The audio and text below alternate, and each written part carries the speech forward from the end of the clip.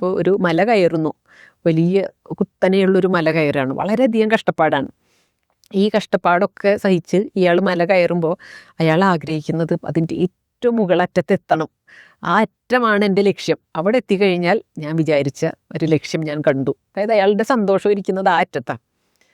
ഈ അറ്റത്തേക്ക് എത്തുന്നത് വരെ വളരെയധികം കഷ്ടപ്പാടാണ്. അതായത് പ്ലാനുകളൊന്നും നടക്കില്ല. കാരണം ഒരു മല കയറുക എന്ന് പറഞ്ഞാൽ അവിടെ മലയുടെ നിയമത്തിനനുസരിച്ച് നമ്മൾ മാറുക എന്നുള്ളതേ ഉള്ളൂ. നമ്മുടെ നിയമത്തിനനുസരിച്ചിട്ട് മല വഴിയൊരുക്കില്ല. അപ്പോൾ നമ്മൾ ഓരോ സ്റ്റെപ്പ് വയ്ക്കുമ്പോൾ നമ്മളൊരു പ്ലാനൊക്കെ ഉണ്ടാക്കിയിട്ടായിരിക്കാം മല കയറുന്നുണ്ടായിരിക്കുക. പക്ഷേ ഓരോ സ്റ്റെപ്പിലും നമ്മുടെ പ്ലാനുകൾ മാറ്റേണ്ടി വരും. പുതിയ പ്ലാൻ. അപ്പോൾ ഇതെല്ലാം പിരിമുറുക്കമാണ്. നമ്മളുടെ നിയമം നടപ്പിലാവുന്നില്ല എന്നുള്ളത് പൂർണ്ണമായും നമ്മൾ തിരിച്ചറിഞ്ഞുകൊണ്ട് കഷ്ടപ്പെട്ടുകൊണ്ട് നമ്മൾ മുകളിലേക്ക് കയറുന്നു. അപ്പോൾ നമ്മുടെ നിയമങ്ങളോ നമ്മുടെ തീരുമാനങ്ങളോ ഒന്നും അല്ല നടപ്പിലാവുന്നത് എന്നതുകൊണ്ട് നമുക്ക് എപ്പോഴും കഷ്ടപ്പാടുകളും ബുദ്ധിമുട്ടുകളും ദുഃഖങ്ങളും പഴിചാരലുകളും ഒക്കെ സംഭവിച്ചുകൊണ്ടേയിരിക്കുന്നു. ഇതൊക്കെ കഴിഞ്ഞ് നമ്മൾ അറ്റത്തെത്തിക്കഴിഞ്ഞാൽ നമ്മൾ സന്തോഷത്തിലായി, ലക്ഷ്യം കണ്ടു. ഈ അറ്റം എന്ന് പറയുന്നത് അധികമില്ല. അറ്റത്തെത്തിക്കഴിഞ്ഞാൽ പിന്നെ നമുക്ക് അടുത്ത ലക്ഷ്യം താഴോട്ട് ഇറങ്ങലേ ഉള്ളൂ. പിന്നെ താഴോട്ട് ഇറങ്ങിക്കൊള്ളണം എന്നുള്ളതാണ് നിയമം.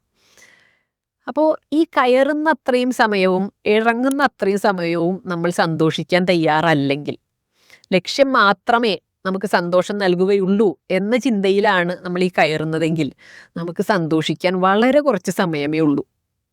കാരണം ലക്ഷ്യത്തിലെത്തിയാലേ സന്തോഷിക്കൂ എന്ന് പറഞ്ഞാൽ അവിടെ കുറച്ച് സമയമേ നമുക്ക് സന്തോഷിക്കാനുള്ളൂ. അതിന് പകരം ഇവിടെ എത്തുമ്പോഴുണ്ടാകുന്ന ആ ലക്ഷ്യം കാണുമ്പോഴുണ്ടാകുന്ന സന്തോഷമാണ് തുടക്കം മുതൽ അവിടെ അറ്റം വരെ എത്തുന്നത് വരെ നമ്മുടെ മനസ്സിലുള്ളതെങ്കിലോ, അപ്പോൾ ആ ജീവിതത്തിലെ യാത്ര മുഴുവൻ സന്തോഷകരമായിരിക്കും.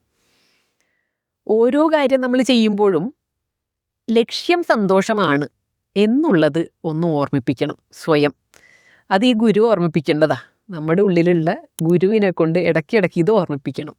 വാസ്തവത്തിൽ നമ്മൾ ചെയ്യുന്നതിൻ്റെ സകലതിൻ്റെയും അൾട്ടിമേറ്റ് ആയിട്ടുള്ള ഗോൾ എന്ന് പറയുന്നത് സന്തോഷമാണ്. നല്ല വണ്ടി മേടിച്ചു, നല്ല ജോലി കിട്ടി, നല്ല ആളെ പാർട്ട്ണറായി കിട്ടി, നല്ല സുഹൃത്തുക്കളെ കിട്ടി, അല്ലെങ്കിൽ നല്ല ഇടങ്ങളിൽ താമസിക്കാനുള്ള സാഹചര്യം കിട്ടി, നല്ല ഭക്ഷണം കിട്ടി, എല്ലാറ്റിൻ്റെയും ലക്ഷ്യം സന്തോഷം തന്നെയല്ലേ? ഇതിന് വേണ്ടിയിട്ടൊക്കെ തന്നെയാണല്ലോ ഈ ശ്രമിച്ചുകൊണ്ടിരിക്കുന്നത്. വലിയ ബിസിനസ് നടത്തി അല്ലെങ്കിൽ അങ്ങനെ എന്തൊക്കെയാണോ നമ്മൾ ലക്ഷ്യം വയ്ക്കുന്നത്, ഇതിൻ്റെയൊക്കെ വാസ്തവത്തിൽ നല്ല ബിസിനസ്, വളരെയധികം കൂടിയ സമ്പത്ത്, വലിയ സമ്പന്നമായിട്ടുള്ള സൗഹൃദം, ഇതിൽ നിന്നൊക്കെ വാസ്തവത്തിൽ ഇതിൻ്റെയൊക്കെ അറ്റം എന്താ?